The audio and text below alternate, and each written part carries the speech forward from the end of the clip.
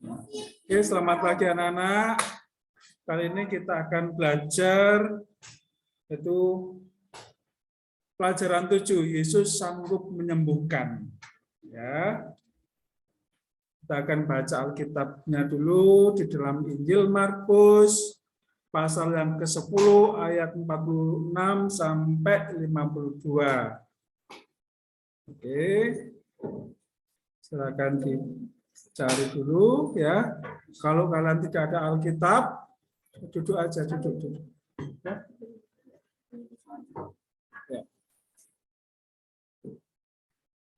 Oke, saya akan baca ayat Alkitabnya. Ya. Yesus menyembuhkan Bartimius. Lalu tibalah Yesus, atau saya ini ya, di buku kalian halaman 49. Ya. Pelajaran 7, Yesus sanggup menyembuhkan. Halaman 49.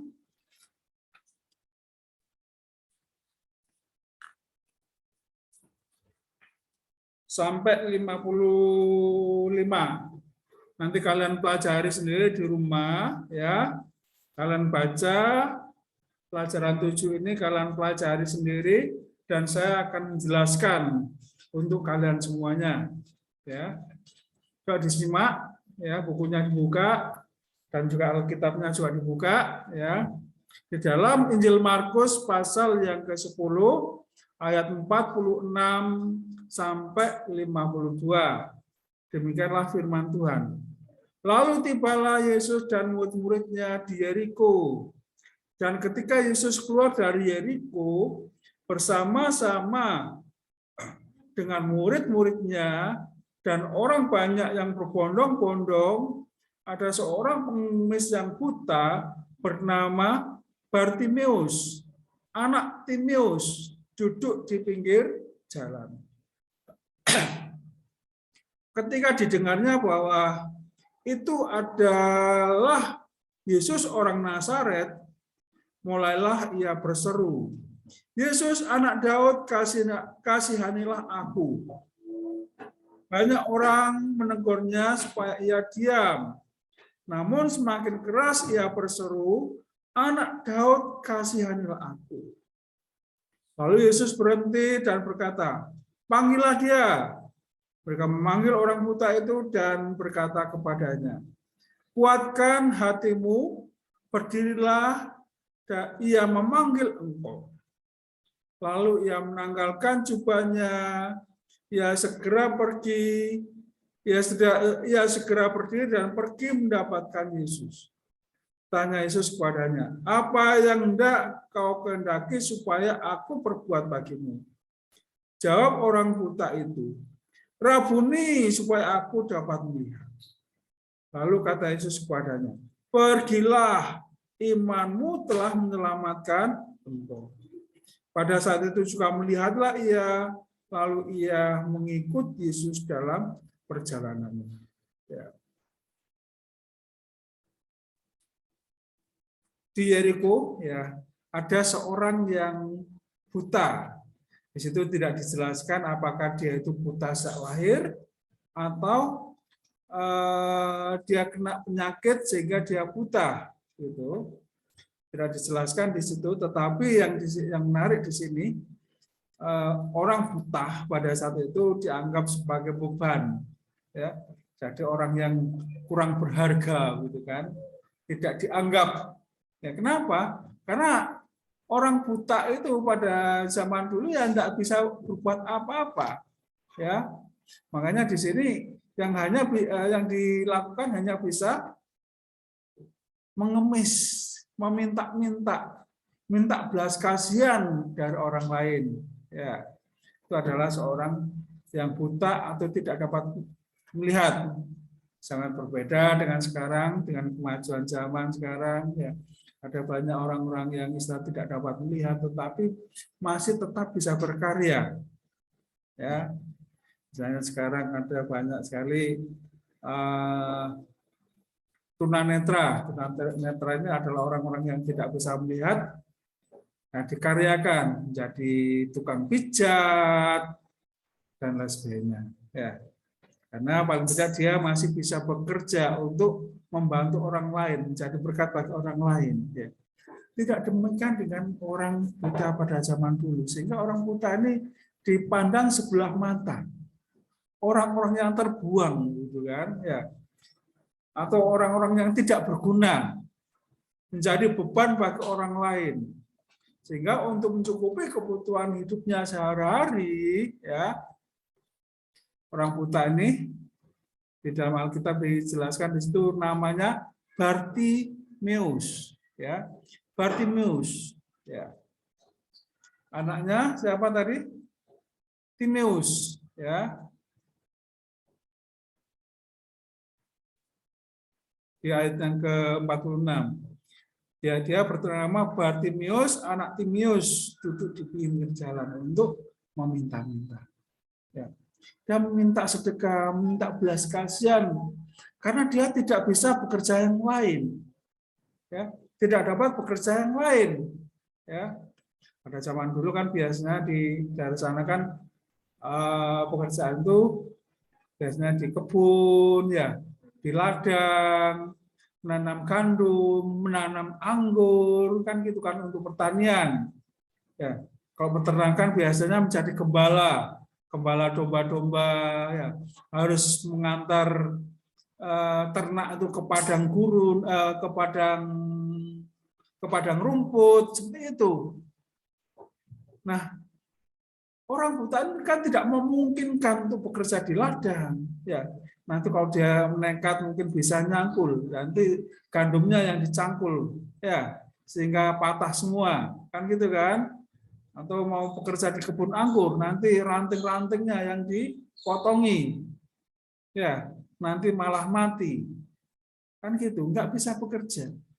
Ya, alternatif terakhir adalah dia meminta-minta, minta belas kasihan untuk menyambung hidupnya. Dia berharap, kapan ya saya bisa sembuh? Ya. Dia mendengar tentang nama Yesus, orang Nazaret yang mampu menyembuhkan segala macam penyakit. Ya. Bahkan dia pernah juga mendengar bahwa Yesus orang Nazaret ini pernah juga menyembuhkan orang buta di tempat lain. Dia sangat berharap sekali, ya, kapan saya bisa bertemu dengan Yesus orang Nazaret yang berasal dari keturunan Daud. Ya. Berharap. Ya. Karena pada saat itu Tuhan Yesus kan tidak buka praktek kayak dokter-dokter sekarang kan, alamatnya jelas di jalan ini, ya, jalan tanpa anaan nomor sekian, kan gitu kan, tidak seperti itu.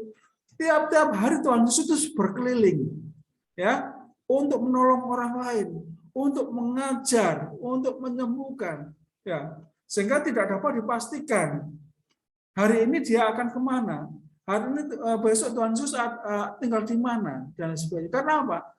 Pekerjaan Tuhan Yesus terus berkeliling, mengajar, memberitakan kabar baik dan sebagainya. Ya. Sehingga sama tadi Bartimeus ini untuk menemui Yesus juga kesulitan. Kenapa? Karena Tuhan Yesus tidak buka praktek kayak dokter-dokter sekarang kan, atau kayak tabib pada zaman dulu. Kalau dulu kan namanya, kalau sekarang kan dokter, kalau dulu tabib. Ya, tabib itu kayak sekarang kak dokter gitu ya. Tidak buka praktek, dia keliling terus-menerus. Sehingga Bartimeus itu berharap suatu saat dia akan bertemu dengan Yesus. Ya, bertemu dengan Yesus yang mampu menyembuhkan segala macam penyakit. Bartimeus percaya bahwa Yesus mampu menyembuhkan penyakitnya. Dia sangat yakin, dia mengimani bahwa Yesus mampu membuatnya dia dapat melihat kembali. Ya. Dan ternyata harapannya ini tidak sia-sia. Biasanya orang buta kan yang menjadi indera itu pendengarannya. Ya, biasanya orang buta itu pendengarannya lebih tajam. Ya. Misalnya dia mengemis di pinggir jalan, dia dengar, oh ini ada orang yang mau jalan. Ya, dilihat dari sandalnya, ya, pek, pok, tok, tok, tok. Oh itu ada mau orang lewat kan? Dia sudah siap-siap. Tuhan kasihanlah saya belum makan pagi ini, kan mengemiskan gitu kan? Ya. Kok ada orang lewat lagi? Kasihanlah Tuhan, mohon sedekah dan sebagainya, kan gitu kan? Ya. Nah, pada suatu hari dia mengatakan, oh, yang jalan ini bukan satu dua orang, bukan itu, tapi rombongan besar, ya, kayak karnaval gitu kan, tahu karnaval ya, ya. Jadi rombongan yang sangat besar sekali jumlahnya, bisa ratusan bahkan ribuan orang berjalan di depannya Bartimeus ini, sehingga membuat Bartimeus ini penasaran. Ya ada apa ini Pak? Ada apa ini Bu? Kok ada banyak sekali orang? Ya.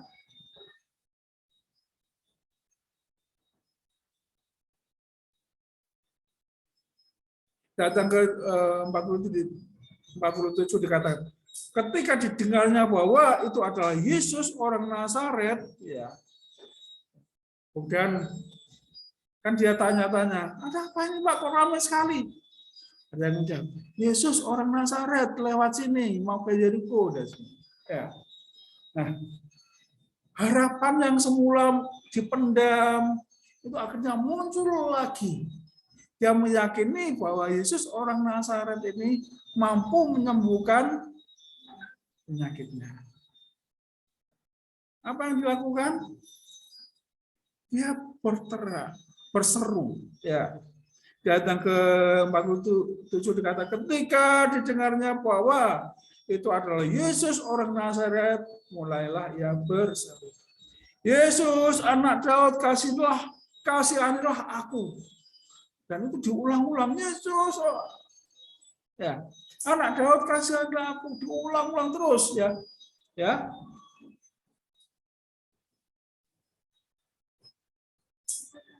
Tapi apa yang terjadi? Dia teriak-teriak, membuat orang yang lain terganggu. Ada apa kamu teriak-teriak? Dia masalah kamu, jangan berteriak-teriak, mengganggu orang lain. Ya, dia ditegur, dimarahi oleh banyak orang.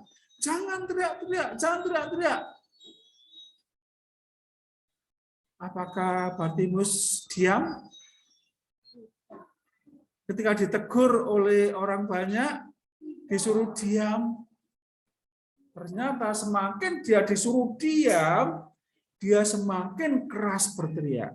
Ya, makanya di dalam ayat 48 dikatakan, banyak orang menegurnya supaya ia diam.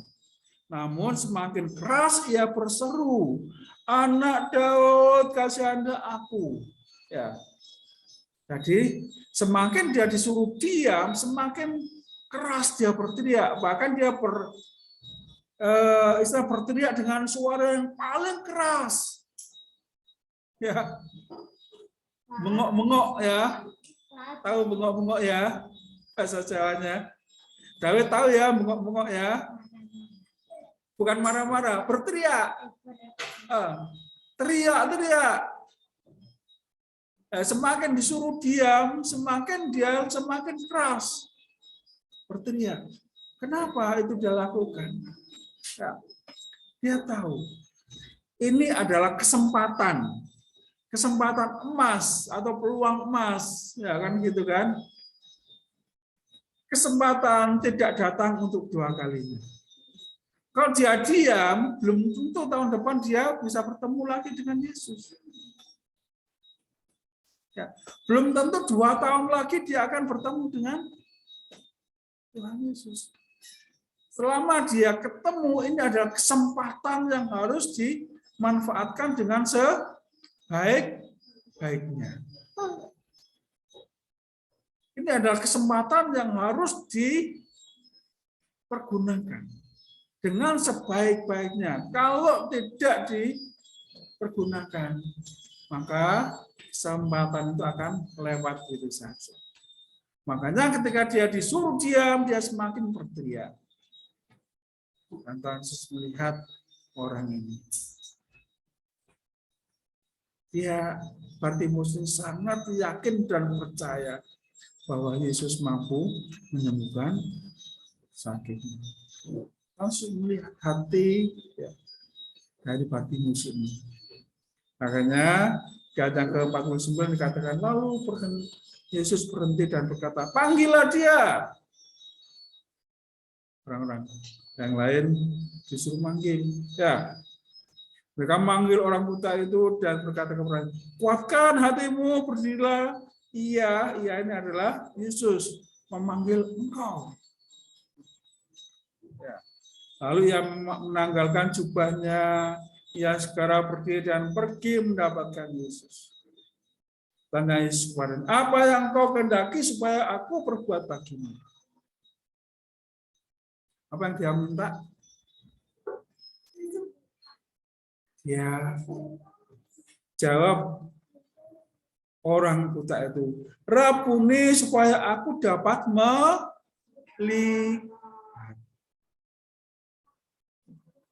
Itu permintaan yang sangat luar biasa baik. Ya. Kalau biasanya dia minta apa biasanya? Minta uang kan biasanya kan? Ya, kan dia pekerjaannya kan mengemis. Ya, kalau kepada orang lain mohon belas kasihan, tolong berikan saya uang kan gitu kan? Ya minta orang minta-minta kan biasanya kan minta uang. Ya, tetapi ketika dia berhadapan dengan Yesus, ya, dia tidak lagi minta uang. Tidak lagi meminta materi yang banyak atau minta uang yang sangat banyak. Ya, 1 miliar atau 10 miliar dan sebagainya. Dia meminta agar dia dapat melihat. Ya. Karena apa? Alasan dari Bartimeus, kalau nanti saya bisa melihat, saya nggak akan menjadi pengemis lagi. Ya, saya tidak akan menjadi pengemis lagi yang meminta-minta. Ya, saya akan bekerja keras untuk memenuhi kebutuhan sehari-harinya. Ya, tidak minta-minta lagi, minta belas kasihan orang lain. Ya. Kalau dia hanya minta uang, tetapi dia tetap buta, seterusnya dia akan menjadi seorang pengemis. Nah, dari sinilah Tuhan Yesus melihat hatinya. Ya, melihat hati. Kenapa?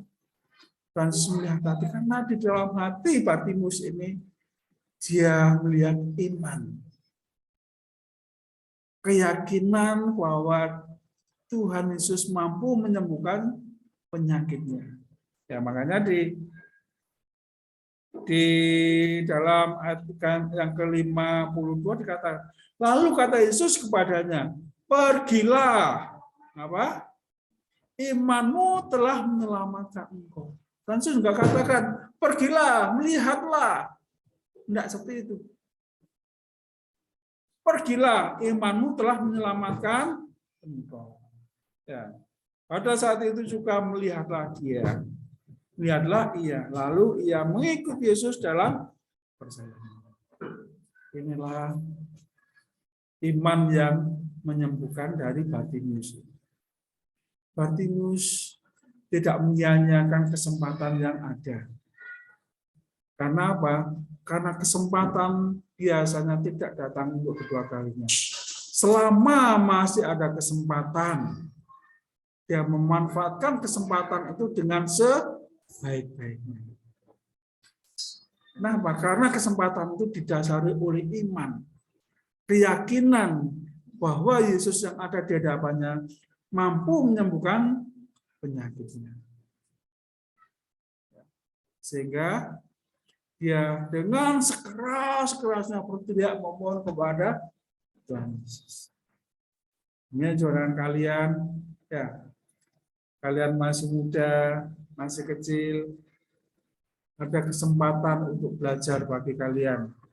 Ya, Kalian harus memanfaatkan kesempatan itu dengan sebaik-baiknya. Jangan sampai kalian pada akhirnya menyesal. Kenapa? Karena tidak memanfaatkan kesempatan yang ada. Ya. Sama seperti Bartimeus ini, dia memanfaatkan kesempatannya dengan sebaik-baiknya. Sehingga dia dapat memperoleh hasil yang memuaskan. Ya. Harapannya untuk dapat melihat kembali, ya, pada akhirnya terwujud. Kenapa? Karena di dalam diri Bartimeus ada iman dan pengharapan. Berharap bahwa suatu saat dia dapat bertemu dengan Yesus dan dapat dijamah, disembuhkan penyakitnya. Oke, anak-anakku sekalian, sampai di sini penjelasan Pak Sumadi. Ya, mungkin sebelum saya tutup ada yang ditanyakan? Tidak ada ya? Oke, sampai di sini dulu pembelajaran kita hari ini. Tuhan memberkati.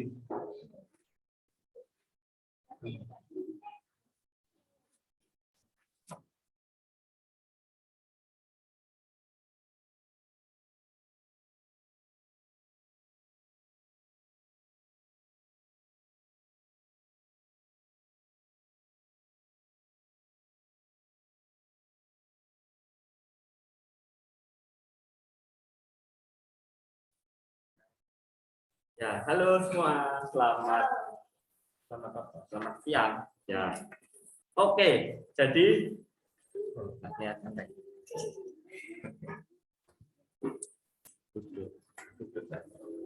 oke. Jadi di sini kan kita kemarin sudah belajar tentang I love my family, ya kan? Nah, halaman. Ya, kemarin yang I love my family terakhir itu ada di halaman 64. Ini ya, 63 ya. Ya, 63. Ada di halaman 63. Jadi kemarin kan Mister kasih tugas, kasih latihan ya. Ya, yang full name, nickname, gender, terus date of birth sama age. Ya, sudah. Oh, halaman 63. Sudah.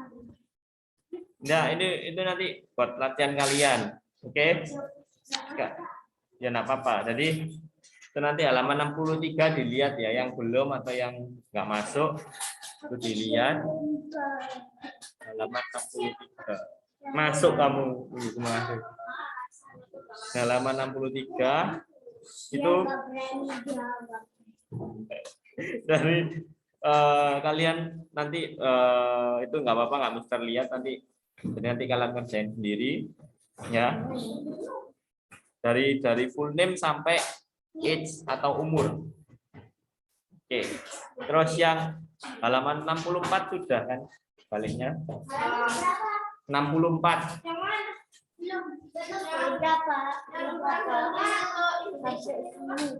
Oh ya.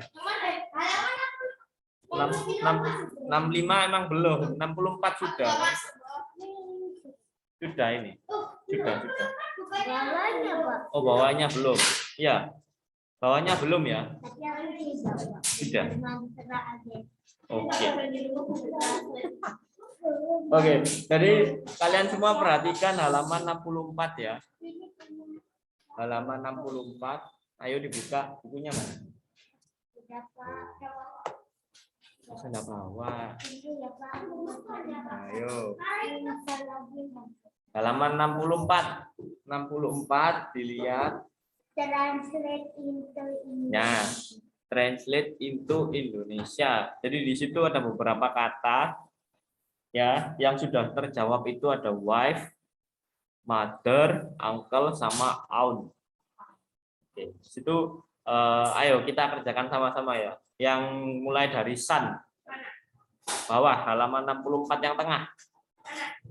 64. Nah, halaman 64. Yang tengah. Son itu artinya anak. Kalau brother, bukan. Brother, saudara laki-laki, benar. Husband, suami. Sister, Saudara perempuan. niece, ponakan perempuan. Terus father, ya. Daughter apa?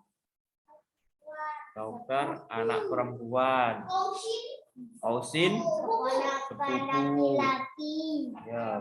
Terus nephew, ponakan laki-laki. Ya, pelan-pelan, ayo. Uncle, paman. Father, ayah. Sampai mana kamu? Grandmother, nenek. Nenek. Cek bentar, temennya ada yang belum. Temennya ada yang belum itu. Bentar. Kemarin ya belum. Loh. Apa ini? Mother-in-law. Terus sampai mana kamu? Father, daughter itu anak perempuan. Aku udah sampai brother-in-law. Terus cousin itu sepupu. Terus nephew juga. Terus grandmother itu nenek. Grandfather itu kakek. Granddaughter Cucu perempuan. perempuan. Oke. Grandson. Cucu laki-laki. Terus Mother-in-law. Mother-in-law. Mertua. mertua. Son-in-law. Menantu. Ya, menantu. Tahu nggak sih mertua sama menantu itu apa? Mertua sama menantu. Apa? Ya.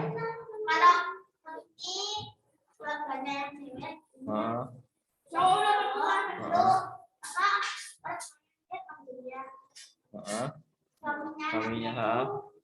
Oke, pintar. Good. Sip. Jadi menantu itu anak dari Bapak. bapak atau ibu. Anak dari bapak atau Mother-in-law menantu wanita. niece itu keponakan perempuan. Niece. Ya. Son-in-law itu wanita. Father-in-law bapak menantu. Son-in-law itu menantu laki-laki. Iya. Bapak mati. Terus daughter-in-law itu menantu perempuan. Terus kalau father-in-law itu ya sama kayak bapak ipar, ibu ipar. Bapak ipar. Kakak ipar. Ya, kalau brother itu kakak ipar. Aku nggak punya kakak Father itu kan ayah. Semua aku nggak punya. Oke. Terus sampai mana kamu? Oh iya, daughter itu saudara perempuan. Oke. Terus sekarang kita melihat yang di halaman chapter 7 langsung aja. Baliknya halaman 67. Oh ya makanan. Chapter halaman 67. Oke. Bisa sulap enggak? Kalau bisa sulap aman. Nah, di situ ada beberapa tulisan food ya.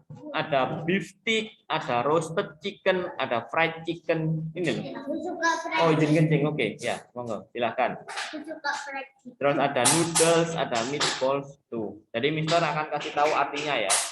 Beef stick itu artinya beef stick ya, steak daging sapi.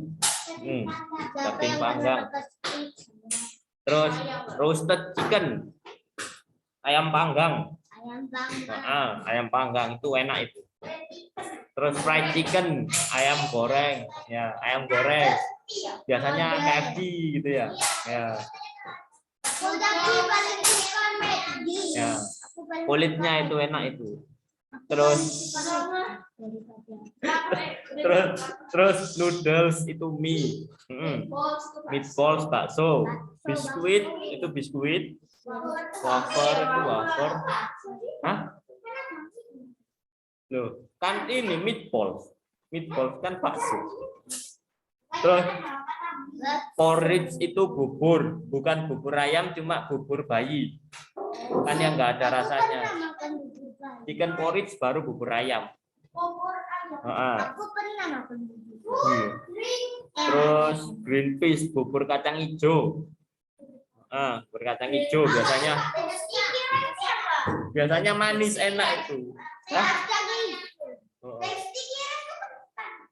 Ketan ya, ketan hitam, black sticky rice. Jadi kan rice kan beras atau ketan. Aku nggak suka Ketan hitam.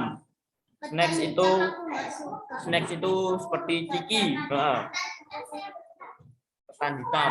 Ya sama saudaranya kayak ini. Bubur kacang hijau. Tuh, coklat itu coklat. Pork itu daging babi. Ya. Pork itu daging babi. Terus veal chops itu daging sapi yang muda. Ya, bukan masih kecil. Maksudnya gimana ya? Veal, pokoknya daging sapi muda, lebih empuk. Nggak keras, jadi nggak atos, nggak alot. Sapi yang remaja. Ya. Terus roasted beef ini baru daging sapi panggang. Tuh, jerket beef.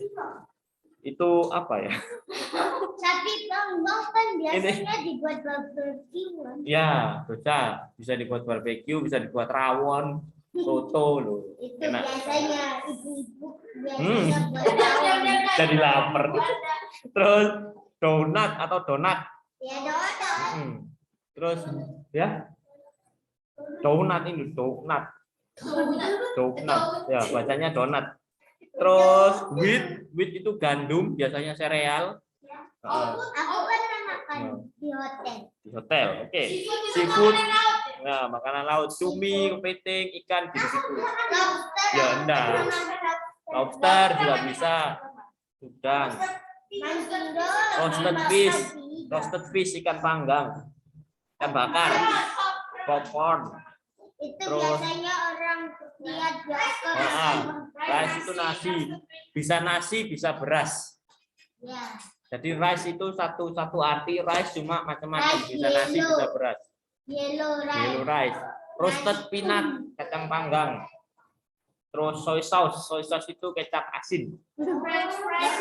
French fries itu kentang goreng. Chips itu keripik ya. Raisin itu apa ya? Bukan. Kayak iya. Apa ya? Ragi apa gitu. Ini yang kecil-kecil kayak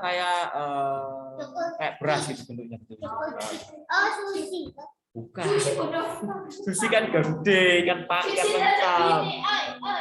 Terus corned beef, tahu cornet yang dikaleng-kaleng. Itu bahasa Inggrisnya Kenneth itu kaleng, dalam kaleng. Cornet ya. Cake itu kue. Sponge cake. Kue sponge yang empuk biasanya. Terus pastry itu jajanan. Ya, bisa, bolu. Terus pastry itu jajanan yang ada putih-putihnya, di atasnya ada cerinya biasanya. Ya, bukan gitu. Kayak roti tart dipotong-potong. Nah. Ya, itu juga bisa. Pancake itu bisa. Salad itu istilahnya gado-gado luar negeri. Ya kan? Gado-gado luar negeri. Pakai mayones. Nah, kalau ya.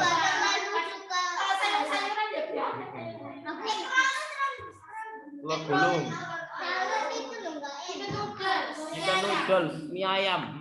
fried rice, nasi goreng, terus hamburger, burger. Ya ini gambarnya di bawah tuh. Candy itu permen. Bubble gum permen karet. Puding ya puding. Bread itu roti. Nah. Sandwich itu mie. Sandwich itu mie Italia. Mie-nya sandwich. Oh ya, itu anu ya. Ya, roti sayur ya, burger istilahnya. Nah, burger tapi versi yang low budget. Burger versi low budget, jadi cuma roti, daging sama sayur satu udah. Tomatnya kemana, Pak? Hah? Ya kalau mau dikasih tomat, nggak apa-apa. Ya, ya. Toasted bread itu roti panggang. Hotdog. Ada yang tahu